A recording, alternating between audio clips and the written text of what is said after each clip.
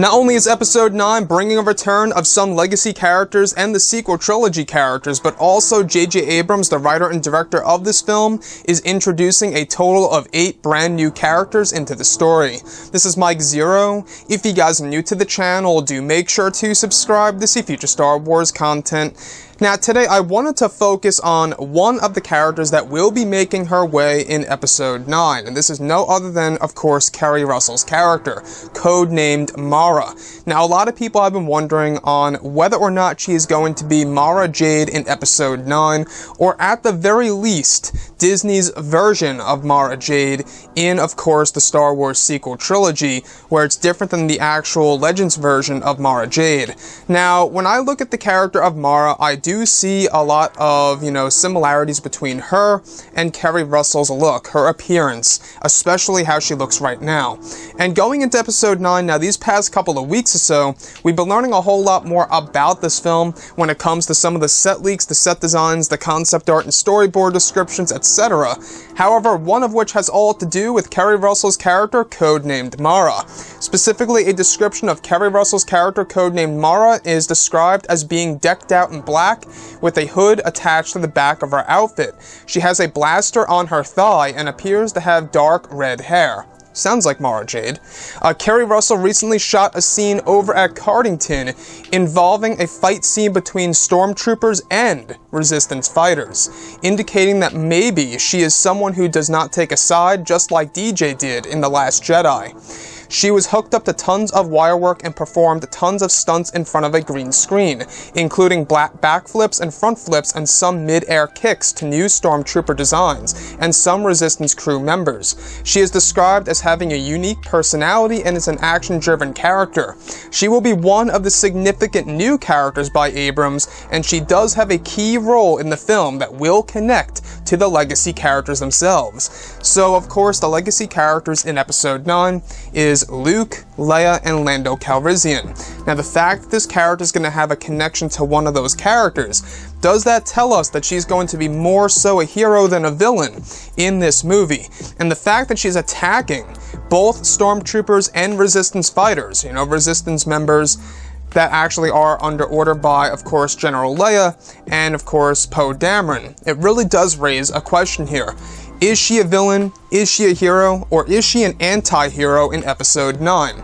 That's the big question of the day. Now, when we actually look at Mara Jade in the EU and we think about her and we think about this version of Mara, we're just going to call her Mara now because that's the code name.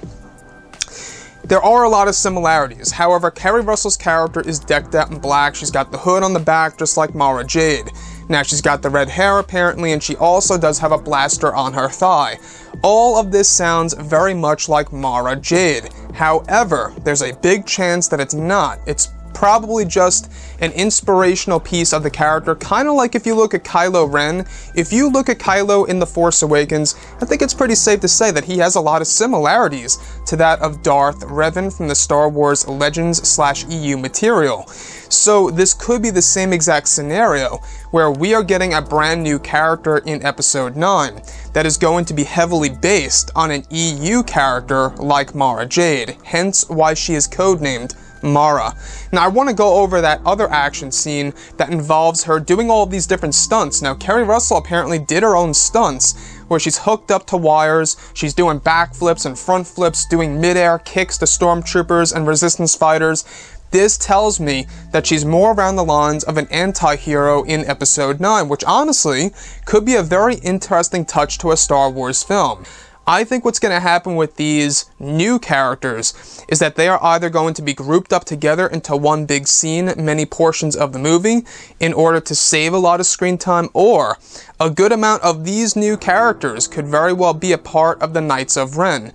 Again, just to name a few, we have Keri Russell, Naomi Ackie, Richard E. Grant, Dominic Monaghan, and a ton more coming into play, like 4 to 5 more from that. So, with that being said, there's a lot of possibilities of who's playing who in this movie. When it comes to Mara, we're calling her Mara, that's the code name.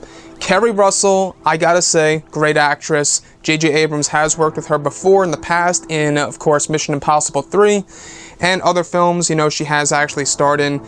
Very, very good actress in my opinion. I think that she's actually pretty talented in The Americans. She's got a lot of good action movies out there and TV shows. So with that being said, I really do believe that she fits the role for a Star Wars movie. In fact, she might be one of the best new characters in the Star Wars sequels. So far, I did not enjoy DJ, I did not enjoy Holdo, and I did not enjoy Rose at all whatsoever in The Last Jedi. So with Episode 9, now we're going to have that similar situation once again where new characters are coming into play here, and I am just hoping that these characters are not only relatable, but they're also very well written when it comes to how they're interacting with the story of Episode 9. Anyways, guys, let me know what you think about Mara and Keri Russell in Episode 9. Is she the real Mara Jade or not? Or is she just a mere inspiration of the character? Let me know what you think about that below in the comments. And if you guys did enjoy the content for today, do make sure to drop a thumbs up on this video to support the channel. I thank you all so very much for the kind support, and I'll catch you guys next time.